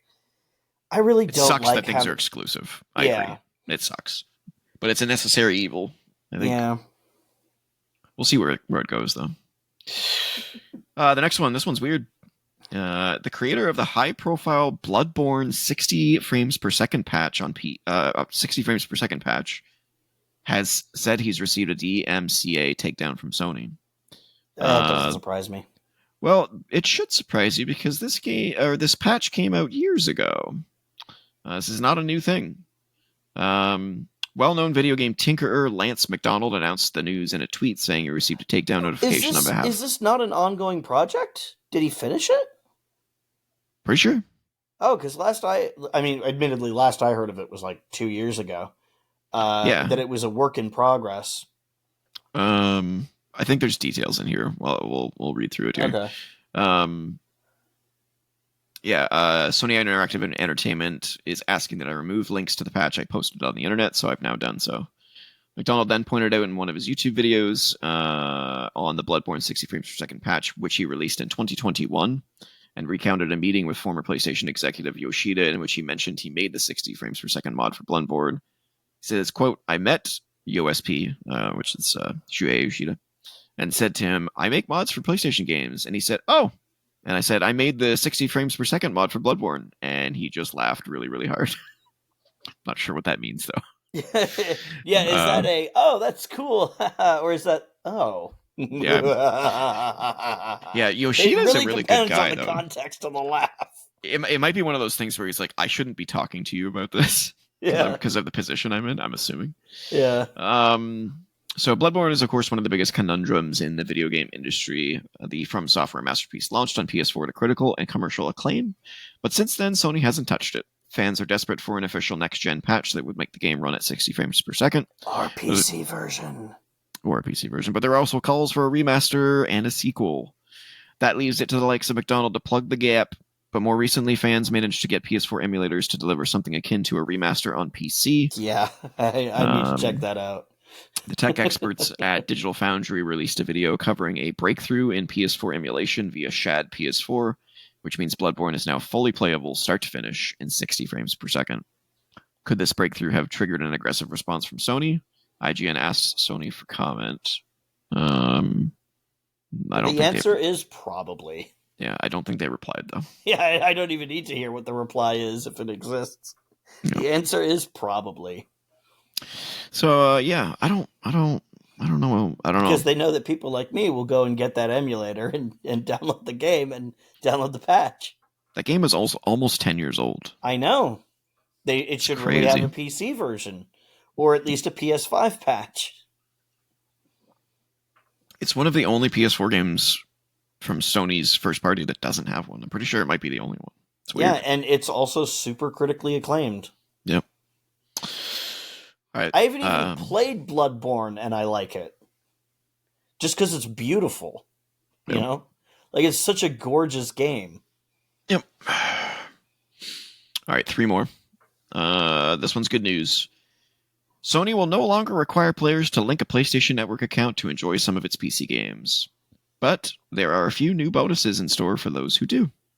The company detailed its shift in strategy in a recent PlayStation blog post explaining that it will drop its PSN account connection requirements starting with the release of Spider-Man 2 on PC tomorrow. It means Sony has been listening to those who have expressed distaste for the demand, as some previously released PC ports will no longer need a PSN account to play. The full list of affected titles includes Spider-Man 2, Last of Us Part 2 Remastered, God of War Ragnarok, and Horizon Zero Dawn Remastered. It's unclear how the change will impact other single-player games such as Until Dawn or Days Gone. Despite this, Sony is clearly still interested in getting PC gamers to opt into its online gaming ecosystem. Alongside the announcement that PlayStation account linking to PC is no longer required, the company confirmed that it will soon offer a handful of goodies to those who do connect their accounts. Which is totally fine. It's just an incentive. Yeah, and they gave some examples here. So in Spider-Man 2, you can get an early unlock of a couple of the suits that you can unlock in the game. Yeah. There's an armor set in God of War, previously only accessible in New Game Plus. 50 points in Last of Us Remastered to activate bonus features and unlock extras, all this kind of stuff. So, nothing game breaking. Yeah, and the thing is, that actually incentivizes me to link the account far more than requiring it does. Because if I see that it's a requirement for a fucking single-player game, I'm just not going to buy the game. But if you're saying, it gives you some goodies, I'm going to say, well, now I'll buy the game, and now I might actually link the PlayStation Network account. Mm-hmm. Because it's not being forced on me, and it gives me benefits. Like, I wish Ubisoft would have done that, because God, I like their system, because they have like a rewards thing that unlocks stuff in the game using rewards and doing like Ubisoft achievements and stuff like that. It's kind of cool. But requiring it, requiring it sucks for anything that's single player or offline. It sucks. If it's for multiplayer, I totally understand. Totally understand. You've got your own account system, your own server infrastructure. Yeah. I totally understand. That's fine. But for single player or offline stuff, it's horseshit. Yeah, agreed. Second last one. This one's interesting. Sony is cutting PlayStation 4 games from its PlayStation Plus Essentials monthly games and the games catalog, starting in January 2026. Instead, focusing solely on PlayStation 5. Wow, it only took you 7 years by the time that happened. Maybe that's when PS4 games will stop getting made. God, yeah. Uh, Maybe this is just a roundabout way of saying we're no longer doing cross-gen stuff. It's all PS5 from now on. yeah. That's kind of annoying though for me because the games catalog has a shitload of PS4 games in there, like PS4 only Now, games. games catalog, is that part of That's the Game Pass, like. Okay, okay. Yeah, So yeah. that's not the ability to just buy PS4 games No, digitally, because that no, would no, have been no. catastrophic. Yeah, no. They Isn't said, every PS4 game available digitally on PS5? Or like um, 99% of them? yeah, they are. Some, but not all of them have a PS5 version. Yeah. So when they're saying that all PS4 games are going to be not in the games catalog starting January 2026, that's a lot of games that don't have a PS5 patch. So Yeah. they're just not going to be in there anymore. So it's like Yeah. that's a huge chunk of their library that's just going to disappear. Um, they said, "quote As we shift to PS5." Just like Yeah. that alone is just pisses me off. I know, What do you mean? right? As you shift to PS5 over halfway through its generation? Yeah, that's the Fucking thing you say morons. after year one. So annoying. Um. Okay. Yeah. So as we shift to PS5, PS4 games will no longer be a key benefit and will only be occasionally offered from the PlayStation Plus monthly games and game catalog. Occasionally, interesting. This won't affect the monthly titles players have already attained through games catalog. What? Let me read that again. This won't affect the monthly titles players have already obtained, though games catalog titles will still be available to play until they leave the catalog. Okay. So what they're saying is that the games that you got from PlayStation Plus Essentials, which is the 3 free games you get each month, you'll still have access to those for free. Okay. They're not going away, which makes sense. They've always stated that those games are basically gifts. They've given them to you. They're not a Well, like a rental. they're rewards for subscribing. Yeah. Whereas the games catalog is like a subscription thing. Yeah. You know. So yeah, that's interesting. Should have been done a while ago, but whatever. All right. And last but not least, PlayStation Plus games for February 2025 have been announced. So these are the free games you get for being on the lowest tier of PlayStation Plus. Payday 3, High on Life, and Pac-Man World Repack. I think that's the remake of Pac-Man World, or the remaster, something like that. I'm interested in playing Payday 3 and High on Life, so I'm okay with this. Give me free shit. I like free shit. And that's the news, ladies and gentlemen. Which brings us to topic of the week. And the topic of the week this week is interesting, and we're going to see if Andrew has anything to contribute. Yeah, we were hoping something might spark something. Did anything get sparked from any of those conversations? No. Nothing? Nothing. We talked about like 80 games. There's I nothing know. in there? Oh my god. I know. My long-term memory is very situational. As long as you have the key to open the door, you can get some good stuff, but you got to find that key first. Yeah. Well, I have 5. Hopefully, they will jog some memories. So I'll Didn't you say just that do. you had more than 5? Yeah, I have 5, and then I had a 6th one, but the 6th one is more of like an inside joke that no one will understand. So Okay. I wasn't going to share that one. So I'll share my 5, and if any of them trigger one for you, Yeah. then hopefully We're talking we'll about do that. gaming memories, by the way. Yes, gaming moments that you will remember forever, gaming memories that you will always remember. If this had been funny stories that you have from when you worked at a video store, oh boy, then I'd be able to give you a lot. That should be a random encounters episode. If we ever make that fucking show. Yeah, that ethereal show that we keep mentioning. Yeah. All right. My first one I've probably mentioned on the show before, but the first time I beat Lady Yunalesca in Final Fantasy X. Ah. I had been beaten by that boss probably 10 or 12 times in that range, and that's a long fight. So losing 10 or 12 times, it was like bashing my head against a wall. It was brutal. That fight was brutal.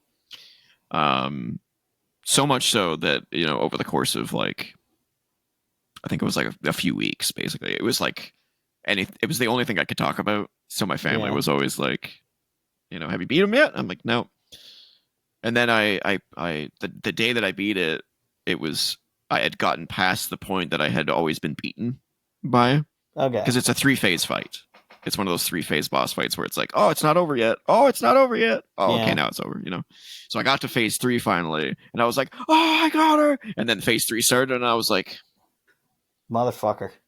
you son of a bitch. Yeah. And then like just my excitement level and yelling at the TV and like all this stuff was like bringing family members down. So like by the time I ended up beating her, my whole family was downstairs watching me do it, and they all cheered when I finally beat him. It was awesome. It's a good memory. One that I have that I'm sure everyone probably has, at least our age probably has, is the moment in Ocarina of Time when you pull the sword from the stone and you become an adult. Yep. And you're like, holy shit. What? The game's not done? The game has just quadrupled in size? Well, yeah. What is happening? Here's the thing. I already knew that was going to happen. Oh, yeah, I didn't. I did Well, not. I'd read about it. Oh, you spoil everything for yourself. I didn't spoil shit. I got the game the day it came out. It was in magazines, man. Oh, why would you read about the game when you own it? But because it was in magazines like months before the game came out. We knew that there was going to be adult Link in there. Oh, I was not a follower of the industry at that time, so like I knew it was going to be a big game, but like I didn't look up any of that shit. I was like, no, I'll just play it myself. It's fine. I don't even remember buying it or like how I got it or anything like that. I just remember playing it in that moment being so monumental. Just like, man. And then like walking outside of the Temple of Time and everything's destroyed. And so it's crazy. Here's my question about that. Yeah. So you advance through time 7 years. Were you just fucking standing there? Right? Like, yeah, like what happened? Was Link just fucking standing there like a statue, holding the fucking sword? I always assumed that he just disappeared. Like he pulled the sword and then just vanished. Probably. And then it reappeared, 7 years in the future. 7 years later. Yeah, but it just always kind of made me wonder. Yeah. Yeah, was Sheik just standing there the whole time, waiting for you to appear? Or did she know? Waiting for you to fucking, like, regain consciousness and start moving again. Yeah. Oh, good, you're finally here. You were cute. Yeah. You brushing the dust off your shoulders. Yeah. So that was a good one. I don't think I've mentioned this one before, but so I played WoW, World of Warcraft, for several years, I want to say. I played it for a week. Oh yeah. We talked about this because you were like, nope, I can't do it. That's how long the free trial was. And then when it was over, I was like, okay, I know not to get into this because I will get addicted. You will get absorbed. Yeah. And that's what happened to me. I played vanilla WoW, and then I played the Burning Crusade expansion, and then I left somewhere in the Burning Crusade expansion. And then I came back for 2 or 3 expansions later for Siege. No, what was it called? Mists of Pandaria. And I got way more into the game in that expansion for whatever reason. I ended up creating a guild. I ran the guild. I led the guild. I started leading raids. Like I went full geek mode on that. One of my buddies was in it. Another one of my buddies was in it. Made a whole bunch of friends who I haven't talked to since I stopped playing the game, unfortunately. But the feeling of commanding 39 other people in this frickin' raid, and everyone trusting you to do it. Like I was like moment to moment telling people what to do. And we had fought so Garrosh was the final boss of the raid. And I think the raid was like 12 bosses deep, something like that. And we finally got to Garrosh, and he was super hard. And we had failed like 16 times in a row, and then something clicked, and I can still in my head picture the screams coming through my headset as 39 people went, "Yeah, I did it!"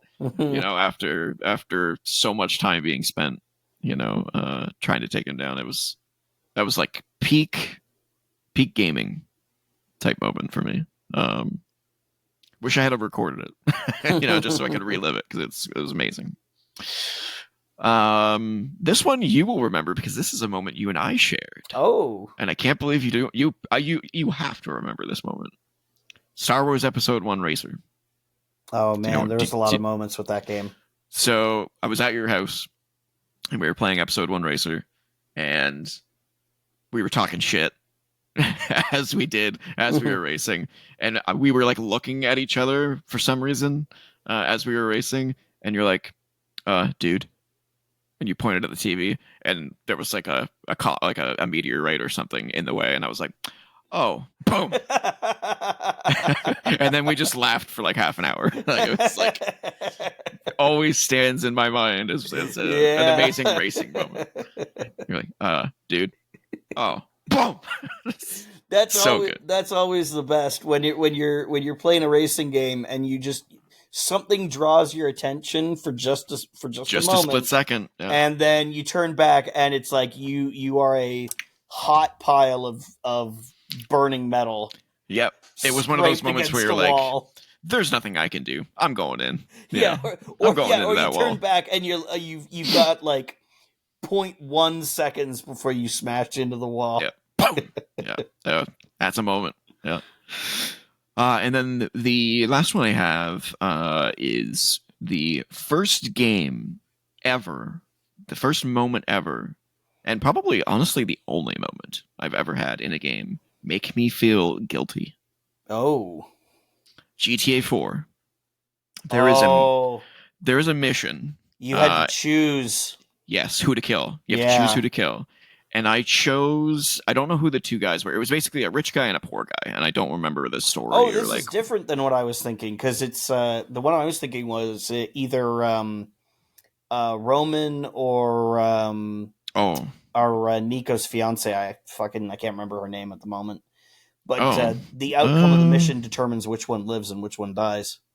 Oh no, I don't think that was the one. I think you had to pick between like this rich guy who was screwing over someone, and then there was this poor guy. But like there was some sort of story intricacies. I don't remember specifically what it was, but I chose the poor guy, and you have to break into his apartment, which is, you know, in the middle of like rundown part of the city. And you break in, you kill his buddies, and then you find him in the, or at least for me, I don't know how dynamic this was. Yeah. But I found him in the kitchen in his apartment, and he wasn't armed. Yeah. And he's just standing there going, "Please don't kill me." Like, he was like begging for his life, and I just, without even thinking about it, took my shotgun and just blew him away. Yep. And he goes flying back against the window, slides slowly down the window. This blood smear now on the window. And I'm like, and I'm just sitting there in dead silence going, oh, holy shit. Yeah. And then it got worse because immediately after that moment hit, police sirens in the game hit. Yeah. And I'm like, and I don't think that was on purpose. Like, I think that was just dynamic in the game. Like, it just happened outside. And I'm like, oh shit. Yeah. Like like just that split second of like guilt, and now you gotta go. Okay, I gotta go. Yeah. And they weren't even chasing me. It was just it was like an accident happened outside or something like that, because that game was so dynamic, right? Yeah. But yeah, I will never forget that moment of blowing that guy away with a shotgun, him sliding down the window, and I'm going, oh, that's how that feels. You feel terrible. I feel terrible. What the hell? He was unarmed. That sucks. Yeah, there's a few places where you have to make choices like that, because there's one where you can you're sent to get rid of a guy, and you can either kill him or tell him to get out of town and never come back. Mm-hmm. Most of the time, though, they're armed and they will fight you back. They will shoot back, you know. Oh, here's the Dante moment. He's as interested as ever. I don't know why he just stares up at the ceiling. It's very weird. Anyway, those are my 5 gaming moments, memories that I have that. Well, for me, the only one that I could recall that stood out to me was actually also a GTA thing. This is in Oh, GTA 5. I was playing online, and some jackass was driving around in a tank, right? As they do, just harassing GTA other Online, yeah, players. yeah, And I was like, no, you know what? This guy's not leaving me alone. I'm going to fight back. And I'm going to die, but I'm going to fight back. But we ended up in a situation where we were on a bridge, and it was one of the bridges with like the you know how in L.A. and subsequently in Los Santos, because Los Santos is L.A. They have those like those concrete riverbeds, which is yeah, I yeah, yeah, guess for like yeah. overflow control. It's Yep, also what the T-1000 chases John Connor yep, down in 100%. Terminator 2. Yep. Yeah, so it was a bridge going over one of those, and I had hopped over the side of the bridge and survived the fall. And I'm like, what can I use? What can I use? What can I use? Because I wasn't a super high level yet, so I hadn't unlocked like all the weapons. No So bazookas. all I had that was gonna do anything to a tank was grenades. So I was just sat down there, just lobbing grenades up onto the bridge, hoping to just chase this guy Take him out. away. Yeah. Eventually, I fucking killed him. I blew up his fucking tank. And there was nothing he could do because he couldn't aim down to me. He Nope. couldn't fit around. I was just like, did I just fucking kill that guy? I did. I was really surprised.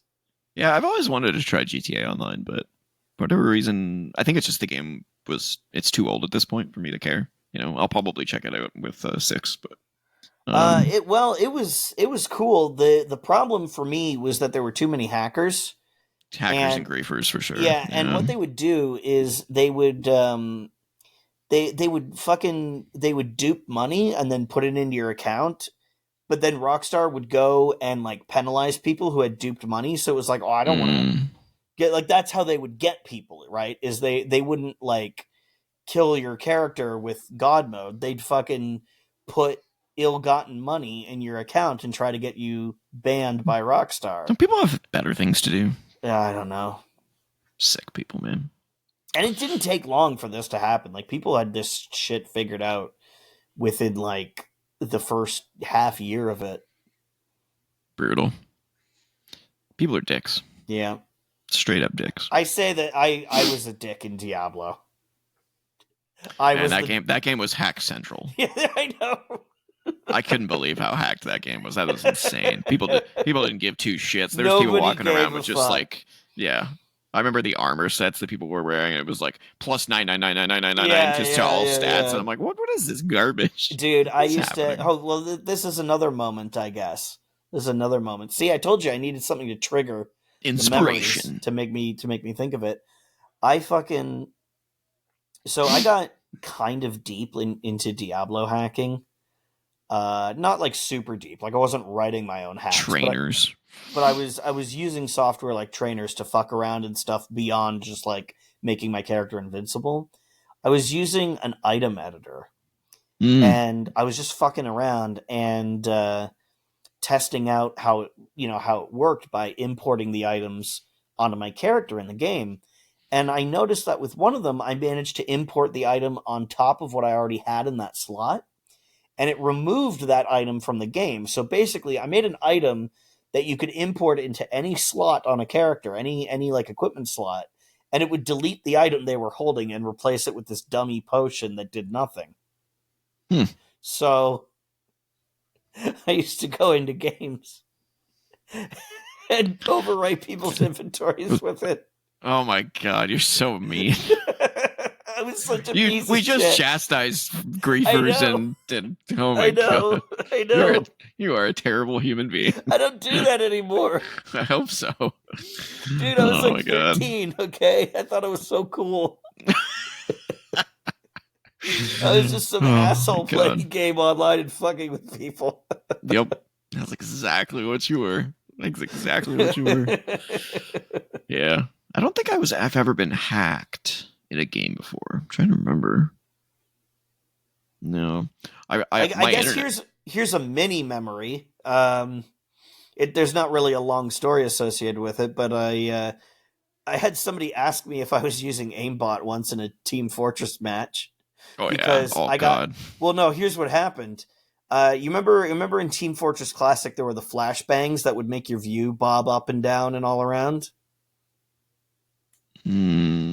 Oh yeah. Yeah, Yep. well, I was playing sniper one time, and you remember how you had to charge up the sniper shots? Mhm. Yeah, so I had a fully charged shot, and then I got flashbanged, and then somebody was running around towards me, and I was like, I'm just gonna let go of the fire button and And hope hope, for the best. and I fucking headshotted the guy and blew him into pieces because it's a one hit kill, and they explode in the game. And Yep. he's like, "What the fuck are you using aimbot?" And I was like, "I don't think so, but I might have downloaded it in my sleep. What the fuck? Yeah. How did I pull that off?" Yeah, It those was are just a awesome moments. complete luck moment and nothing else. Yeah, if I was to go into Soldier of Fortune 2 moments, we'd be here all night. Oh yeah, That yeah, game is yeah. You played that game a lot. man, good memories for that game. Mm-hmm. Damn. Cool. So I guess Cool I kind of beans. got three. Yeah, hey, that's good. Yeah, I'll take it. I'll take it. yeah. All Oh right well, then. no, wait, no. Oh, Here's a fourth oh, one. oh, Here's a snap. fourth one Oh, because it snap. involves you. Oh. I think we might. I think we might have told this story before, but fuck it, we'll do it again. So, in high school, we hadn't because we went to different high schools, Yes. and we hadn't. And I also moved, so we hadn't hung out for a while in person. Yep. And we'd made plans to hang out. You'd come over to my place, and we were gonna tackle Halo 2 co-op. Mm. And we were like, "Oh man, we're so good at video games. We always conquer games together. Let's play it on fucking Legendary. Let's show this game who's boss." God, we got fucking spanked. That Legendary is hard. Legendary is hard. It's so hard. It's so hard. It's like an unfair mode for people who are insanely good. Like Halo's Masochistic. hard mode is heroic. Legendary is we make the game unfair for the people who play it like 20 out of 24 hours a day, and That's true. They can do it with their eyes closed. God, Yeah. we couldn't even beat the first fucking level. Yeah, where they're all coming out of the ships. Yep. In the Yep. dock. That's an insane. Yep. That was the one. That was Yep. the spot where we gave Yep. up. That's the spot where me and my buddy gave up too. We were like, this is just insane. Because there's like 2 waves of them on other difficulties, and then on Legendary there's like 3 or 4 waves from each breaching pod. Yeah, it's And so they're hard to also keep like enough the ammo. highest ranked version of the enemies. Yep. There's Yep. just not enough ammo. No, We there were isn't enough. ferrying guns forward so we could have ammo to resupply with. You just Yep. got to hit them with grenades. You got to get lucky and get them Got to like stick them. get a group with a grenade and kill like 3 people at once. Because oh my god, Yeah, my buddy and I People- beat Halo 1 on Legendary, but yeah, Halo Okay. 2 Legendary is a Yeah. whole other beast. yeah. Whole other beast. People who do lasso, which for people who don't know what lasso is Legendary all skulls on. Oh my and god, s- those are sadomasochistic, crazy, Yeah. psycho people. So starting from Halo 2 onwards, there were skulls that you could find in the levels, and they would activate things. And actually, in Halo 3 onwards, once you find the skull, well, in Halo 3, once you find the skull, it unlocks it as an option. And then in Yeah. Halo 4 and in Reach and everything, they're there. They're modifiers. Modifiers. So yeah. there's the skull that disables your HUD, which is really bad because that also gets rid of your fucking targeting reticule. There's the skull that makes all the weapons that you pick up have half ammo in them. Yeah, There's the one which that is already hard enough on yeah. Legendary. There's the skull that makes it so that you can only regenerate your shield if you melee attack. kill an enemy.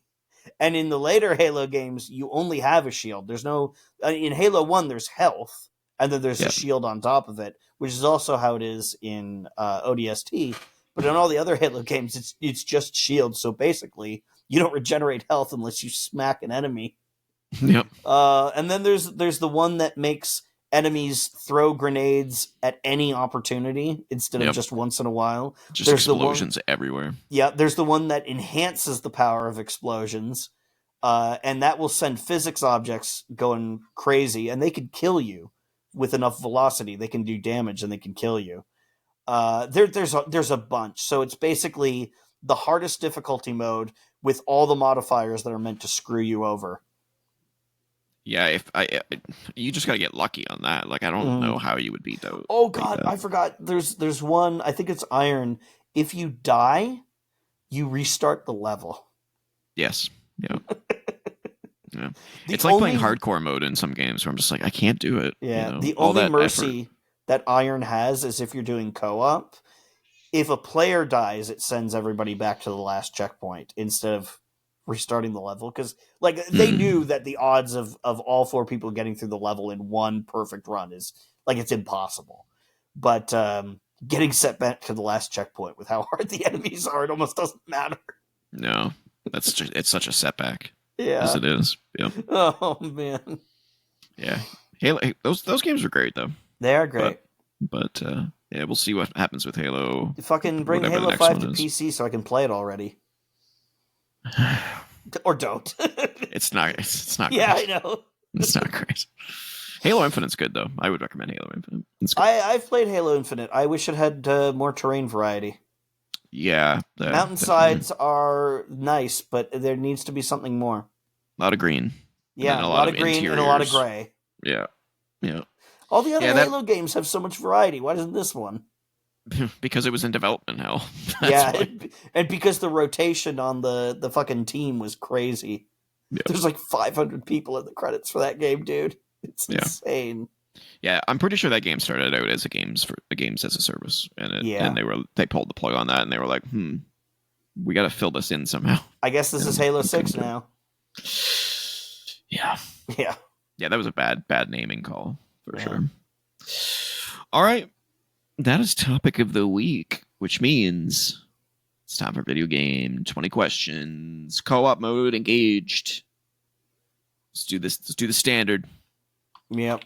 Did this game release on or after January 1st, 2000? Oh man, if we're good about this, I'm not even gonna have to do a bit where I get up and eat in the middle of the podcast. Oh, it aired out. Oh, great. Fucking fantastic. It's probably because I had it open too long. Oh. Let me try it again. There we go. Yep.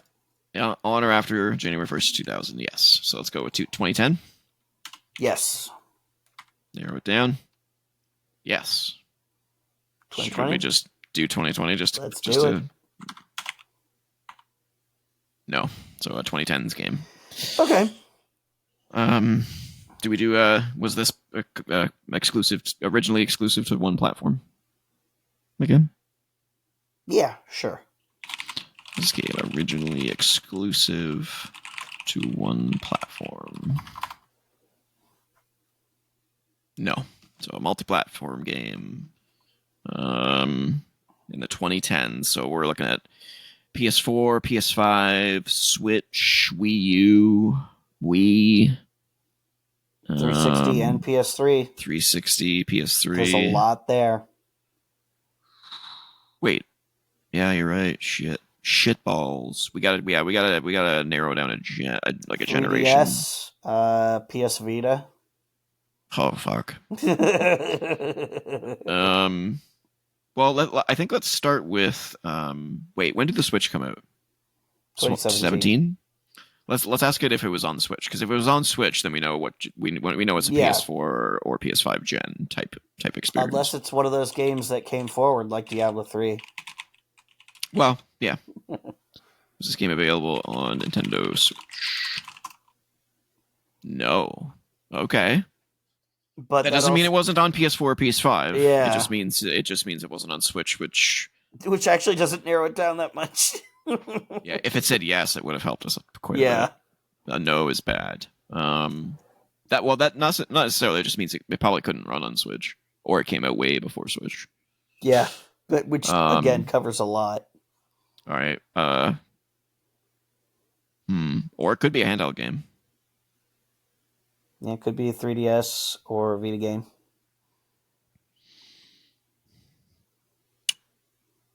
Could it be a DS game too? Or just 3DS? I don't remember when 3DS came out. 3DS was 2010, I believe. Oof. Okay. So right at the cutoff. Okay. Should we ask if it was available on PC? That might help narrow it down. Sure.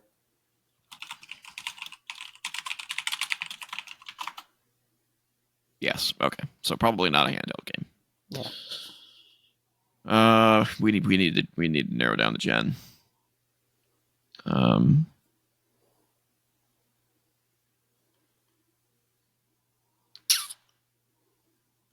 Should we go old and say was this game available on 360? Sure.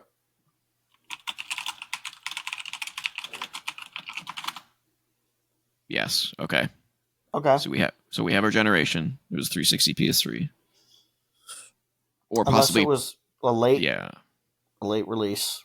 It could be on 360 and PC as well. It might not be. Well, no, that would make it exclusive, platform exclusive. Because wait, what? Yeah, how did it answer that question the first time? It said no. It said no. No, I thought it said yes, but it didn't include PC in that Oh, regard. I can't remember. I don't remember either. Shit. Okay. Well, we know it was on 360. So what do we do here?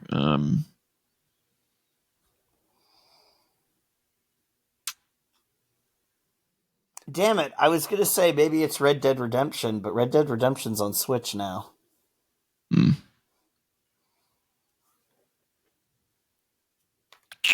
Hmm. Man, where do we go? I guess we could just do a. Was this published by Ubisoft, EA, or? Well, let's go a little bit broader at first. Let's ask if it was a Japanese game. Okay.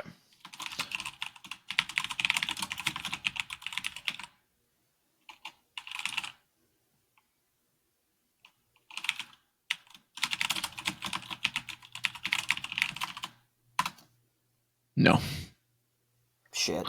If it had been a Japanese game on the 360, that would have narrowed down shit a lot.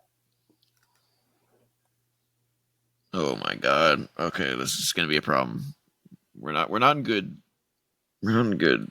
How many questions are we in? 6 or 7? 8. 8. Yeah. At 10, we'll take a hint. Yeah, that's what I was gonna say. The hint really helps, like, kind of calibrate. Yeah. I mean, so it still could be an Ubisoft game. Yeah. Could be an EA game. Could be an Activision game. There were lots of all of those. Yeah. You might as well ask if it was one of those 3. Was this game published by EA, Ubisoft, or Activision?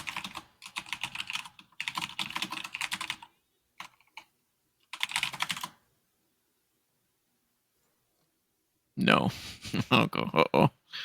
That's a lot. That eliminates a lot of titles, though. It does.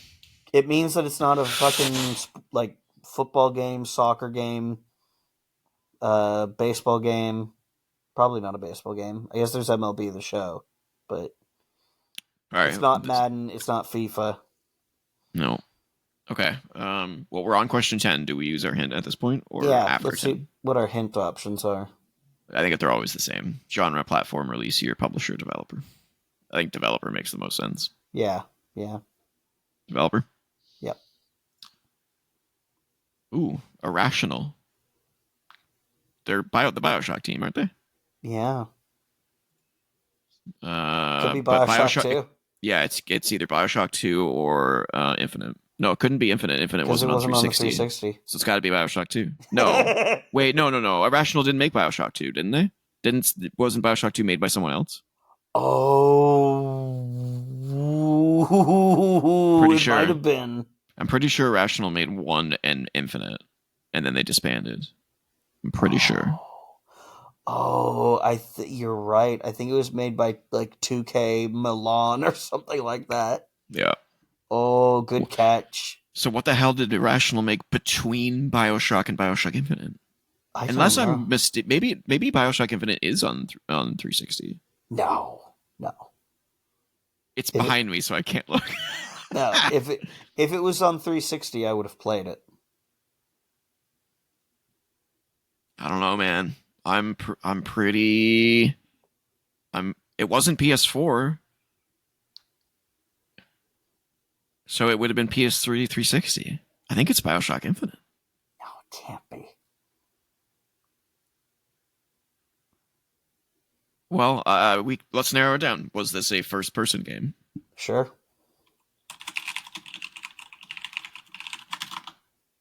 Yes. It's got to be Infinite. It's got to be. What else did Irrational make? That's all he made back then was freaking BioShock. Oh, God. It's got to be Infinite. Because it's not the first one, because the first one came out in, what, 2007, 2008? Yeah. Yeah, it is 2008.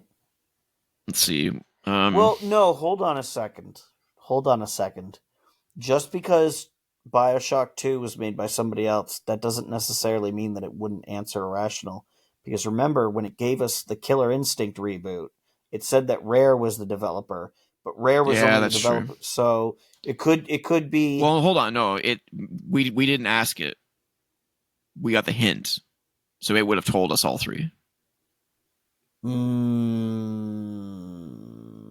Because that's how we figured that out in the first place, was the hint. Yeah. So it's just Irrational. Ooh, good point.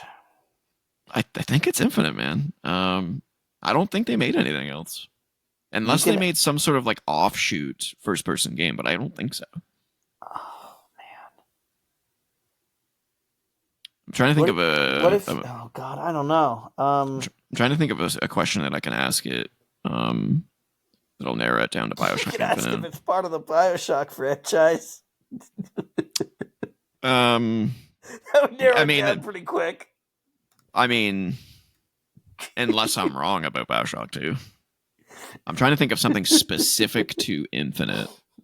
You could ask one of the questions that I did. Does this game involve multiple dimensions? I don't know if it would know that. What was the name of the Does this game city? take place in a sky city? Yeah, what was the name of the damn Columbia? Yeah, I believe so. Okay, let me ask you that. Did this game take place in the sky city of Columbia? Yes, it's BioShock Infinite. Okay, it's Infinite.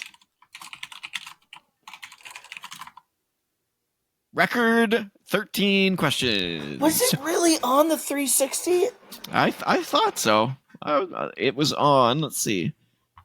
It's on Mac, Linux, PC, 360, and PS3. It was... Wow. And it had a re-release on PS4 and Xbox One. Jesus. How did I... Okay. Then how did I never play it? Yeah, we are 3 for nothing, baby. Because... And also 2 for 2 on BioShock Infinite. What do you mean? Because you that was one of your picks. Oh, yeah, that's right. Yeah. How did it pick that out of all the games it could have possibly picked? Yeah, that's so fucking weird, because I remember thinking, oh, I sure love to play this new BioShock game, but it's only on the Xbox One and PS4. What the fuck? Chalk that up to a win, baby. 3-0. Put that in the old record. Co-op. Pick number 3 goes to BioShock Infinite. Win. Man, we're good. We are good. 3-0. I will also say, obviously, the bot seems to be much better than it used to be. That's three in a row. Whereas, we got ripped off 3 in a row last time. Yeah. So it's pretty good. We're on a roll. All right. Great game. If you haven't played BioShock Infinite, make sure to go play it. It did come out in 2013. So that's probably why I was thinking of it. Oh. Because that's the year that the 1 and the PS4 came out. Yep. What month did it come out? August? March 26th. March? Okay, yeah. So, like 6 or 8 months before. Yeah. Cool beans. Yeah. Well, ladies and gentlemen, that is podcast. We're under 2 hours. We are. It's a record. Yeah, that was a quick one. Yeah, I don't know why it was so quick. Drag this out. Oh, by the time we get to the end, it's going to be 2 hours. No, we only have a minute. 60 seconds. Let's do it. We can vamp. I don't know what to vamp about. Yeah, let's see if we can get under 2 hours. Go. This has been Press Pause. Yes, that's true. This has been Press Pause, the gaming podcast, episode 30. You can reach me on BlueSky at TJ-Leo. You can also reach me on BlueSky at Ninjas. I know I'm losing my voice. Email us, co.op.podcast@gmail.com. Don't forget to like, comment, share, subscribe, all that good stuff. Subscribe. Last episode, press pause, game, and we're out. And I might still be